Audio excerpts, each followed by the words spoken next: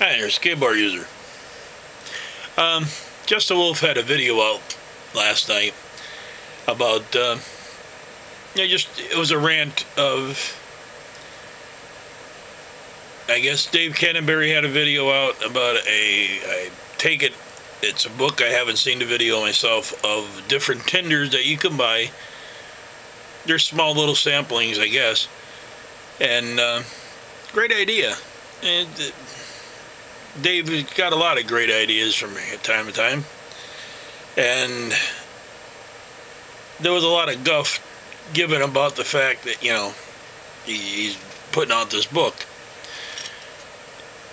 and he came up with a point. So, you know, why can't we all just get along as bushcrafters and learn from each other? That's what YouTube's about. That's what we do. We go out there and we learn stuff for ourselves. We learn stuff to teach other people, and that's what we put on our channels. Why can't we just be a brotherhood of bushcrafters? You know, I hate to say this, but English bushcrafters are a brotherhood of bushcrafters. They might not like each other, but they support each other. And that's the whole idea here. This YouTube community is, as I found out, unfortunately, earlier this year, it's a phenomenal community.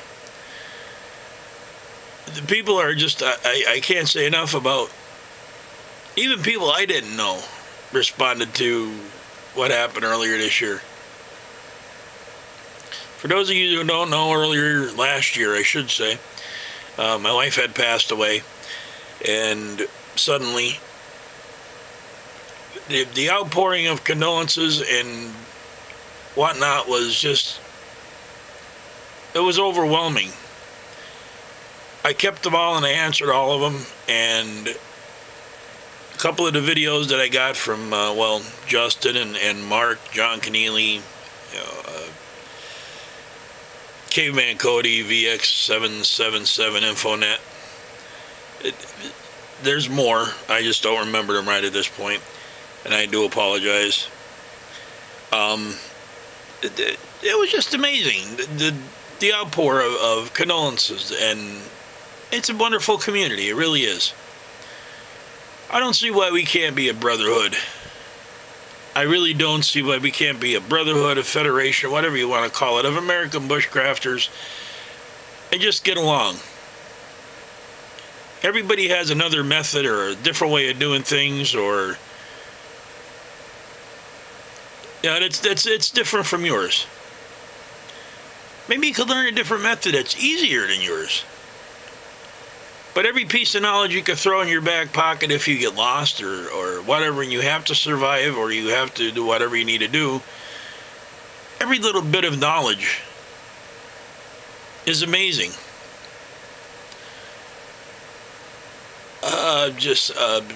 Sarge Feria has had a couple of videos out this week about one fire match or one match fires.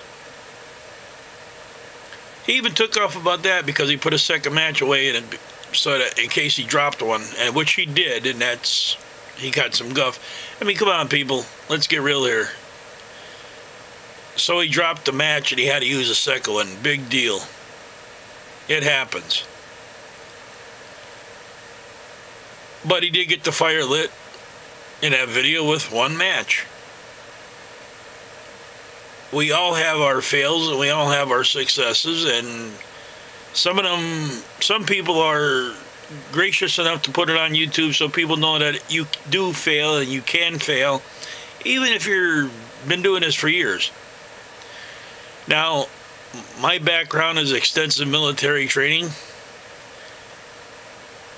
Most of you who know me know that I went through SF and Special Forces,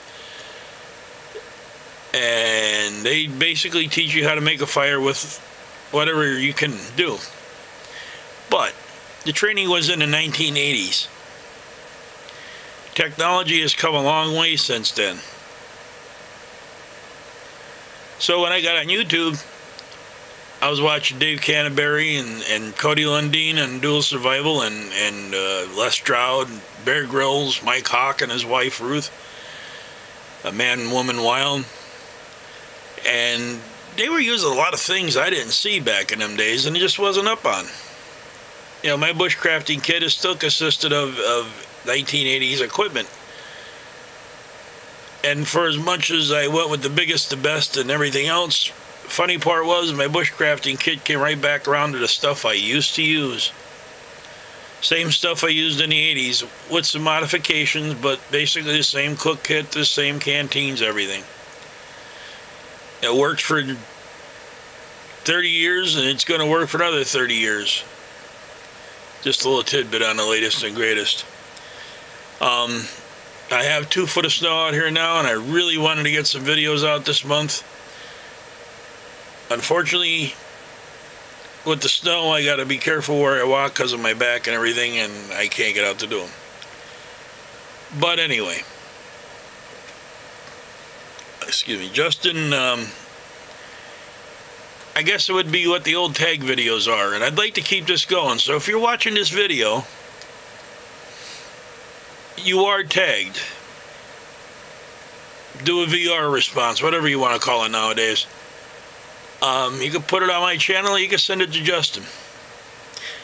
But what he wanted to know was, what was the one thing you didn't know how to use, till you hit YouTube?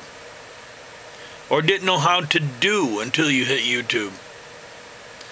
Like, he used tarps, for instance. He always used a tent.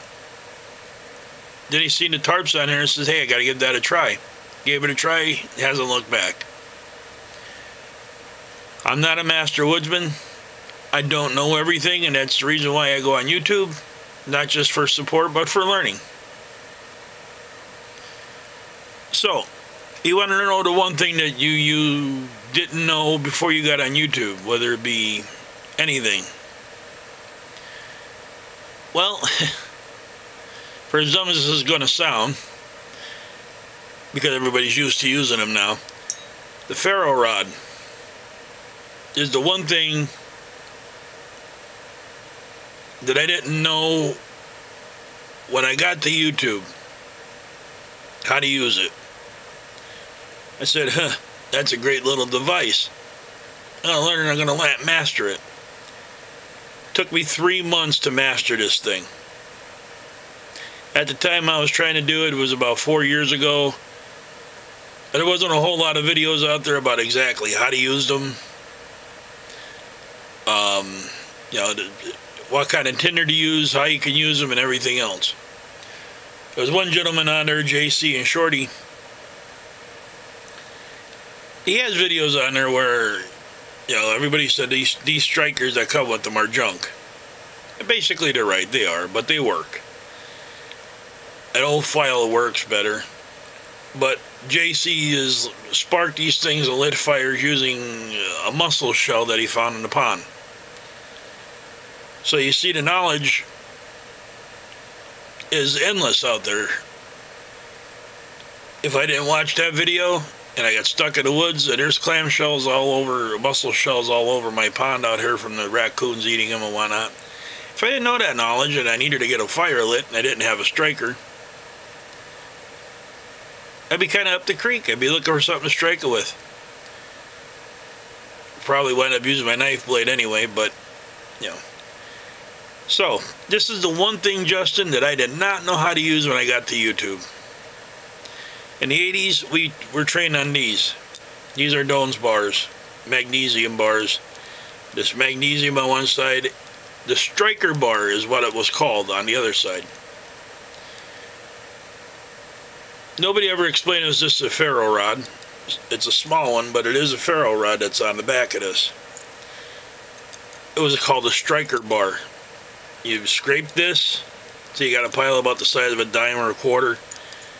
You hit your striker bar to ignite the magnesium.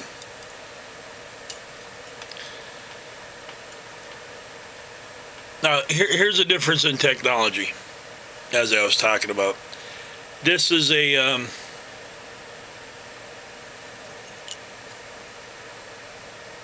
Extreme.com survival tool. It's got a huge magnesium bar and a ferro rod. There's a compass here, or a thermometer here, I'm sorry. There's a compass here, and there's a mirror flash.